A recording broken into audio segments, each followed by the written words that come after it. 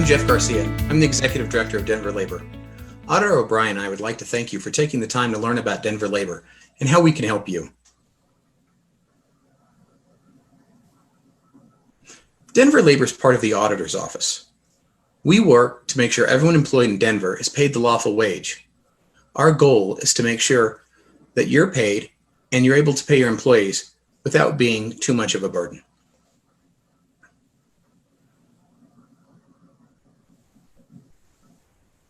We do this by enforcing 5 laws.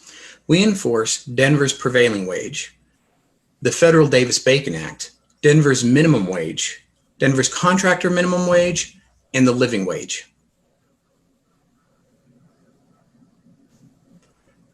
When done correctly, enforcing labor laws helps the whole community. Employers get the workforce they need, and employees get a good place to work. And then the city gets the goods and services it needs. We try our best to be flexible and adaptive.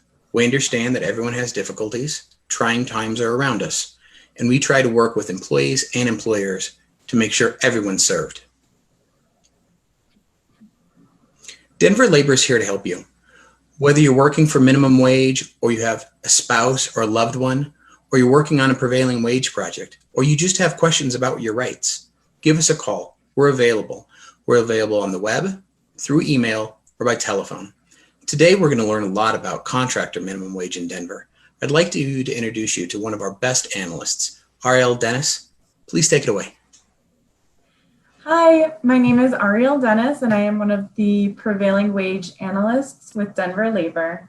We're going to walk through contractor minimum wage first. So contractor minimum wage applies to all work performed on City of Denver property or there are city funds involved. It applies to specific work that falls under city contracts, and there are minimum increases in the minimum wage every July 1st. Complaints may not be anonymous, and we are very helpful by phone, email, maybe in person or online, completing that complaint form with you. And the contract and the work must be covered. So what does it mean to have a covered contract? For contractor minimum wage, the contract must either include the minimum wage clause or an all Denver law clause so that you would fall under the enforcement provisions. This is for contracts signed before March 16th of 2019. For any contracts signed after March 16th of 2019, contracts should include and contain the minimum wage language. If a contract is covered, it is subject to the July 1st increases. This includes contracts that may have been amended to include the minimum wage language. If a contract is not covered, maybe it doesn't have the minimum wage language or there has not been an amendment to the contract, then we're not able to enforce the minimum wage on that contract. There's a lot of work that's covered by the contractor minimum wage. A lot of it is in catering, concessions, and hospitality with hotel workers, retail services and goods, cooking, cleaning, serving of food. This even includes in-flight meals on airplanes, ramp and cargo at the airport, and a lot of miscellaneous work at the airport in different locations, including customer service for travelers, rental car employees, and parking lot attendants. We also have a lot of maintenance projects for repairs on pest control, window washing, and custodians, and covered work also includes security guards. So when do these increases apply? Well, contractor minimum rates are effective July 1st of each year. Last July 1st, 2019, the minimum wage was $13. This year, on July 1st, 2020, it increased to $14. Next year, July 1st again, it'll increase to $15. And from 2022 and going forward, the dollar amount's going to depend on the increases that are tied to the prior year's regional consumer price index increase if there's any applicable. So how do you make a complaint if your rate is less than $14, which is the minimum wage right now as of July 1st? Well, you'll go online to Denver Labor and you can complete the complaint. It cannot be anonymous, but we'll assist anyone to make that complaint and fill in the necessary information. The complaints must be made in writing, and we can have you fill out the form directly on our website. You would go to denverauditor.org. There's a Denver Labor tab and a contractor minimum wage page. We have a lot of resources available to make sure that you're getting that $14 an hour minimum wage. These are just some of the resources that we have available. Another screenshot of our denverauditor.org, Denver Labor Contractor Minimum Wage website, and a minimum wage overview that we provide to employees and employers. Now we're going to step into citywide minimum wage. So this is a little different. It applies to all workers performing work after January 1st, 2020. It has to be within the geographical boundaries of the city and county of Denver.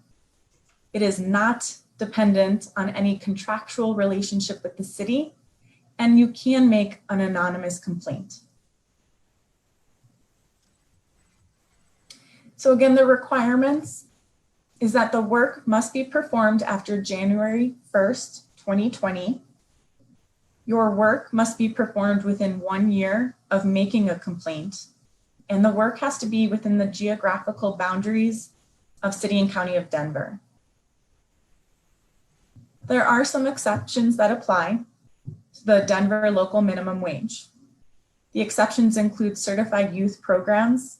If you're a 1099 independent contractor, you have worked less than 4 hours, you agree to perform the work as a volunteer, or you're only traveling through Denver, for instance, a truck driver. The citywide minimum wage also considers tip credit. This is for food and beverage employees only, where an employer can reduce its minimum wage obligation for actual tips received by its employees.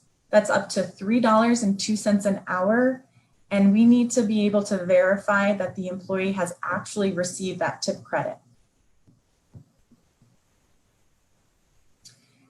Rates and dates are different for the contractor minimum wage and the citywide minimum wage.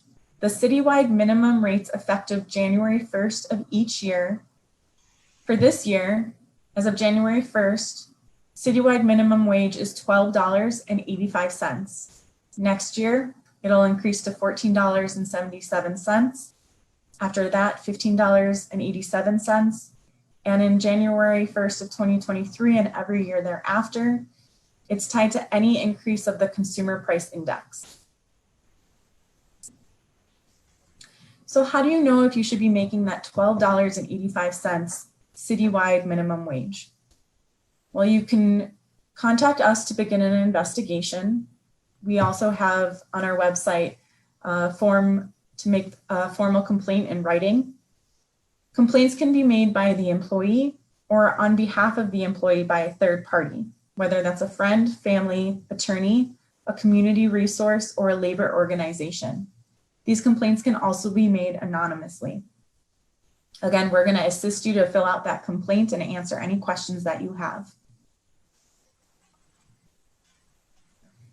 For the citywide minimum wage page, you can go to our website. Again, it's denverauditor.org, the tab Denver Labor, and the citywide minimum wage section.